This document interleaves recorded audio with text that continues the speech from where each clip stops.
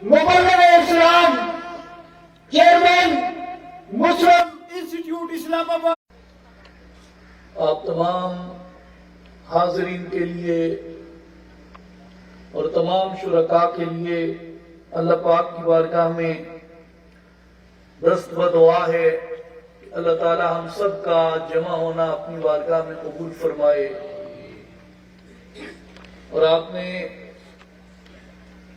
जितनी मोहब्बत से इसमें शिरकत की, जो मुशक्कत बर्दाश्त की, अल्लाह तबारक व तआला आपको इसकी बेहतरीन जज़ा अता फरमाए। मेरे भाई और बुजुर्गों, हम सब ये जानते हैं कि अल्लाह तबारक व तआला ने हमें कुरान मजीद में इरशाद फरमाया कि वज़्कुरुल्लाह कसीर। अज़ाब मुर्दगी का शिकार हो जाते हैं, लेकिन इसके बावजूद कुरान मजीद ने कहा कि जो अल्लाह की राह में कत्ल कर दिए जाएं उन्हें मुर्दा न समझना, इसलिए कि उन्होंने अपनी जान के बदले में अपने मालिक की रजा को हासिल कर लिया है।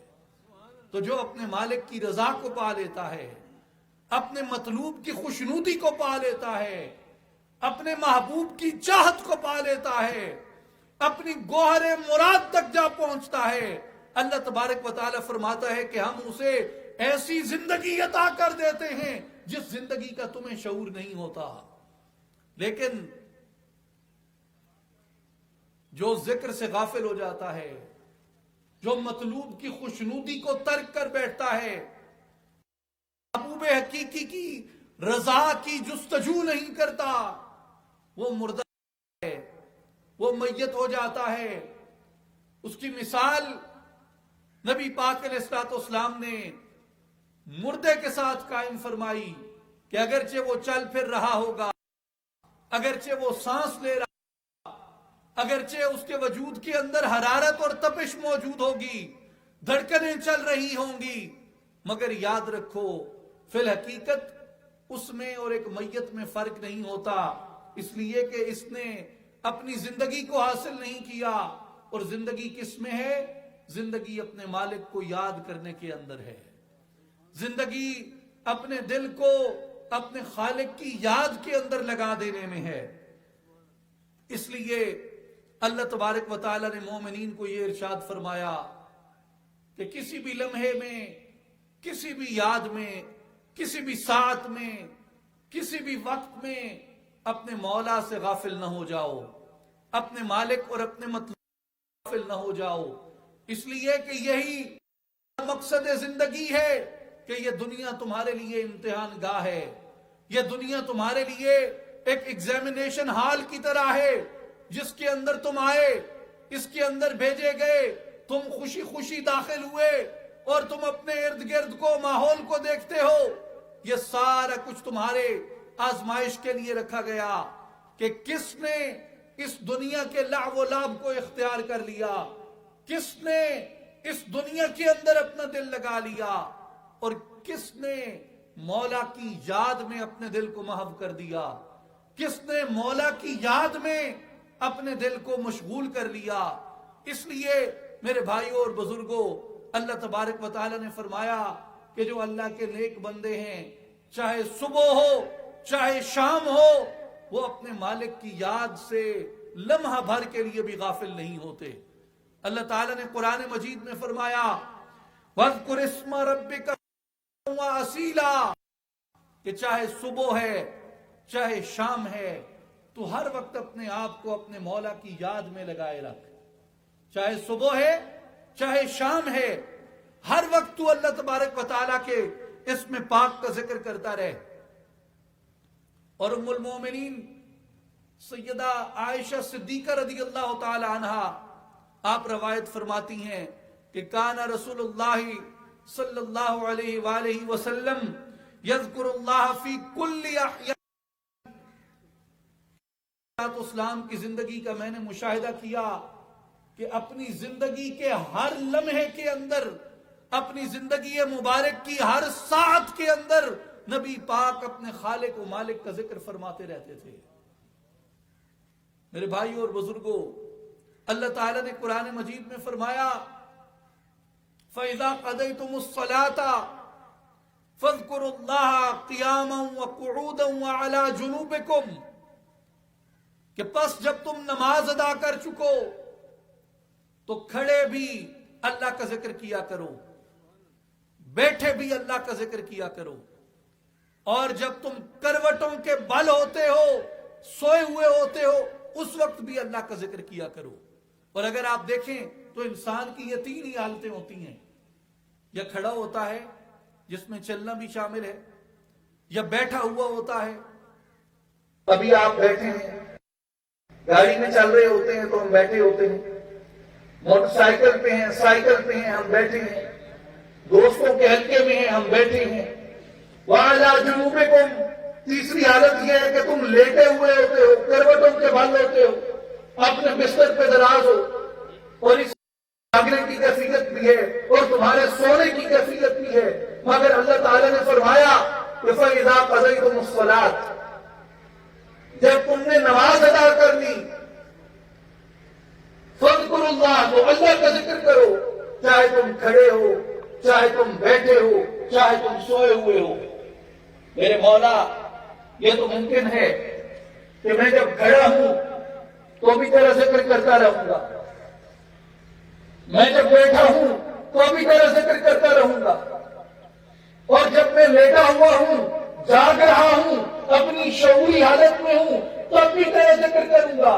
لیکن یہ کیسے ممکن ہے کہ جب میں نیند کی وادی میں جا اترا، نیند کی آغوش میں سر رکھ دیا، تو پھر میں تیرا ذکر کیسے کر سکتا ہوں؟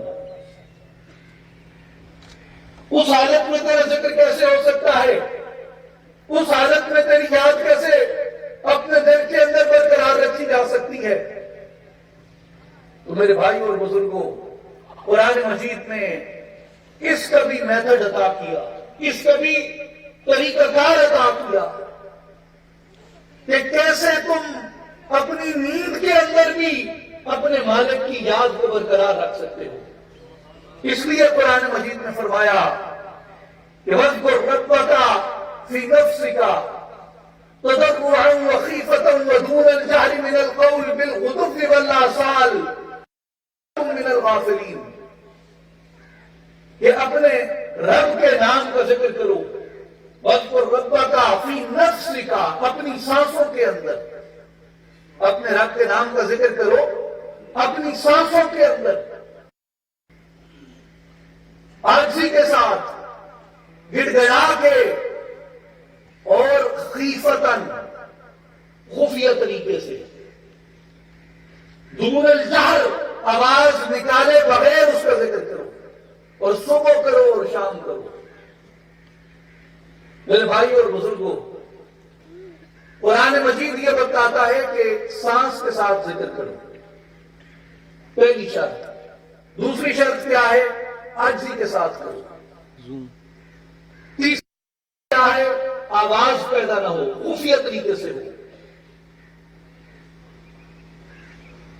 اور چوتھی تلقین کیا فرمائی کہ صبح بھی کرو، شام بھی کرو، یعنی کسی ایک لمحے کو بھی اپنے مالک کی یاد سے غافل نہ جانے دو۔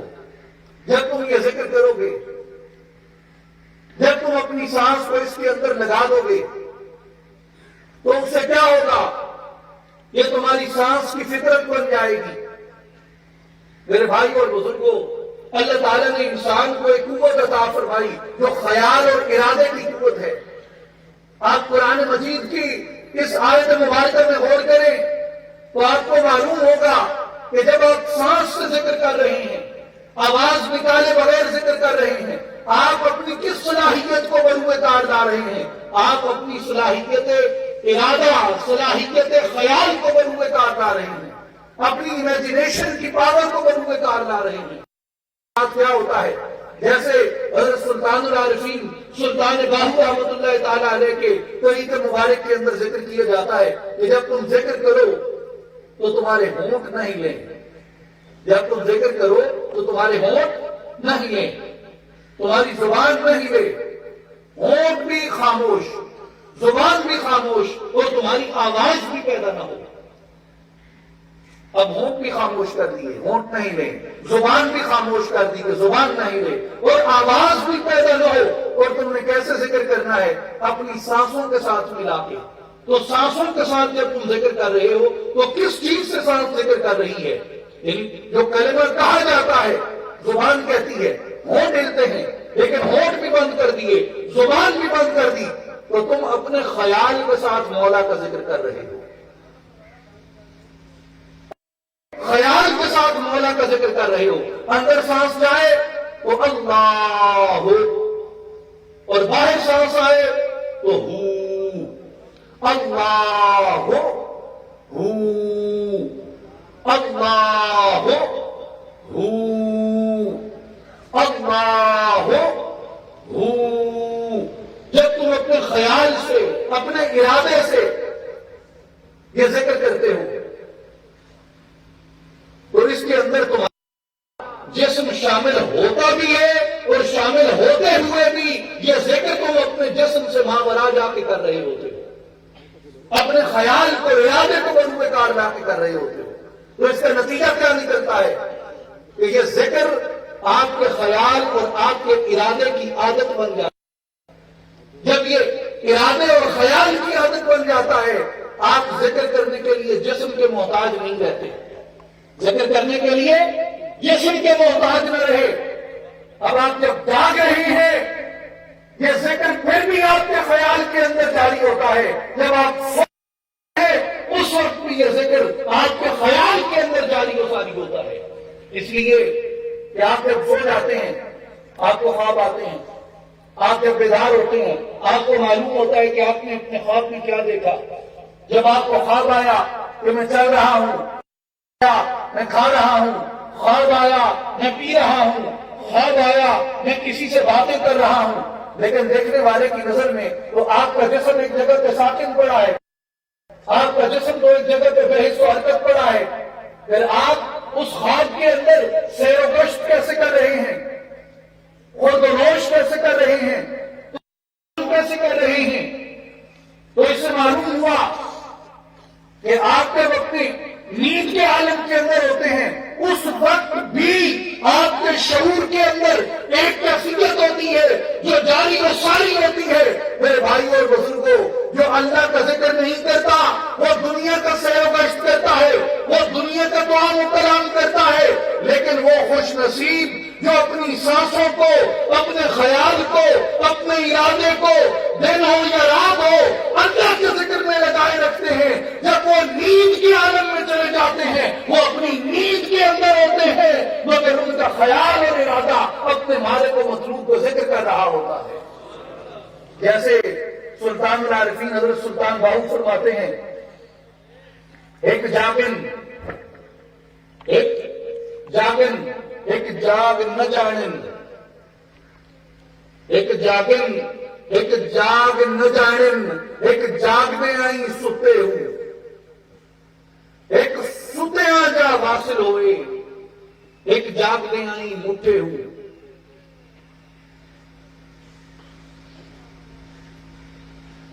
کئی طرح کے لوگ ہیں، ایک وہ ہیں جو جاگتے ہیں، ایک جاگن، کچھ وہ ہیں جو جاگتے ہیں، ایک جاگ نہ جانن، کچھ وہ ہیں جنہیں جاگنے کا پتہ ہی نہیں ہے، بظاہر وہ جاگ رہے ہوتے ہیں مگر انہیں نہیں پتہ ہوتا کہ وہ جاگ رہے ہیں۔ ایک جاگنے آئی ستے ہوں، اور کچھ ایسے ہوتے ہیں کہ جو دنیا کی نظر میں جاگ رہے ہوتے ہیں، حقیقتاً ان کا وجود اندر سے باطن سو رہا ہوتا ہے۔ اور ایک ایسے لوگ ہیں کہ ایک ستیاں جا حاصل ہوئے، کچھ ایسے ہوتے ہیں کہ جو نیند کے اندر ہوتے ہیں، لوگوں کی نظر میں نیند کے اندر ہوتے ہیں، مگر ان کے باطن اپنے مالک کا وصل حاصل کر رہے ہوتے ہیں، اپنے مالک کے قرب کے اندر ہوتے ہیں۔ ایک جاگنے آئی مٹھے ہوں، اور کچھ ایسے ہوتے ہیں کہ جو جاگ کر بھی اپنے مولا کا وصل نہیں پا سکتے۔ تو ان میں بہتر کون ہے؟ جس نے اپنی نیند میں اپنے مالک کے خیال کو پا لیا۔ وہ جاگ رہا ہے یا سو رہا ہے مگر اپنے مالک و مسلوب کے ساتھ، اپنے خالق و محبوب کے ساتھ ہر وقت واصل ہے۔ کس ذریعے سے واصل ہے؟ اپنی سانس کے ذریعے سے واصل ہے کہ اس نے اپنے دل کو اپنے مولا کی ذات کے اندر لگا لیا۔ تو میرے بھائی اور بزرگوں، کس چیز کے اندر ہے؟ جو قرآن مجید نے کہا کہ فَإِذَا قَضَيْتُمُ الصَّلَاةَ، جب نماز ادا کر چکو، فَاذْكُرُوا اللَّهَ قِيَامًا وَقُعُودًا وَعَلَىٰ جُنُوبِكُمْ، کھڑے بیٹھے اور کروٹوں کے بل بھی اللہ کا ذکر کرو۔ تو ہم نے سوال کیا، مولا کروٹوں کے بل تو نیند بھی ہے، نیند میں کیسے ہم ذکر کر سکتے ہیں؟ تو قرآن نے طریقہ بتایا کہ اگر اپنی سانسوں کو یاد الہی میں مشغول کر دو گے، تم جاگتے ہوئے بھی اللہ کا ذکر کرو گے، تم سوتے ہوئے بھی اللہ کا ذکر کرو گے۔ اس لیے میرے بھائی اور بزرگوں، جو اصلاحی جماعت کی دعوت ہے وہ اللہ تبارک و تعالیٰ کے ذکر پاک کی طرف ہے کہ جو شخص اللہ پاک کے اسم ذات کا ذکر کرتا ہے، اپنی سانسوں کو اس کے اندر مشغول کر دیتا ہے، جب اندر سانس جائے تو کہے اللہ، اور جب باہر سانس آئے تو کہے ہو، اور اس کے پیش نظر اللہ پاک کا یہ اسم پاک اگر موجود رہے تو یہ اس کے خیال کا حصہ بن جاتا ہے، یہ اس کے نظارے کا حصہ بن جاتا ہے، یہ اس کے شعور کا حصہ بن جاتا ہے، اور ایک لمحے کے لیے بھی اس کا خیال، اس کا ارادہ اپنے مالک کے اسم پاک سے غافل نہیں ہوتا۔ اس زندگی کے اندر بھی، نیند کے اندر بھی، اور حتیٰ کہ جب اسے اجل اس کی روح قبض کرنے آتا ہے، فرشتہ اس کو اس دنیا سے اس دار آخرت کے لیے لینے آتا ہے، اس وقت بھی بندے کی آنکھوں کے اندر اپنے مالک کے اسم پاک کا نظارہ گھوم رہا ہوتا ہے، اور اسی اسم کے ساتھ اس نے اپنی قبر کو جا کے روشن کرنا ہے۔ جیسے حضرت سلطان العارفین سلطان باہو فرماتے ہیں کہ قبراں دے وچ ان نہ پانی، خرچ لڑیندا گھر دا ہو، ایک وچھوڑا ماں پیو بائیاں، دوجا عذاب قبر دا ہو۔ آپ نے قبر کے اندر اپنا خرچہ پانی ساتھ لے کے جانا ہے۔ حضور قبر میں خرچہ پانی ساتھ لے کے جانا ہے؟ تو فرمایا کہ دنیا میں تم جو کمائی کرتے ہو اللہ کے نام کی، دنیا میں تم جو حصول کرتے ہو اللہ کے نام کا، اللہ کے ذکر کا، یہ تمہاری قبر کو روشن کرتا ہے، یہ تمہاری آخرت کو روشن کرتا ہے، اور یہ اس اندھیری رات کو روشن کرتا ہے جس اندھیری رات میں تمہارے پاس کوئی دیا نہیں ہوگا، کوئی چراغ نہیں ہوگا، کوئی بلب اور ٹیوب لائٹ نہیں ہوگی، کوئی انرجی سیور نہیں ہوگا، کوئی جنریٹر یو پی ایس نہیں ہوگا۔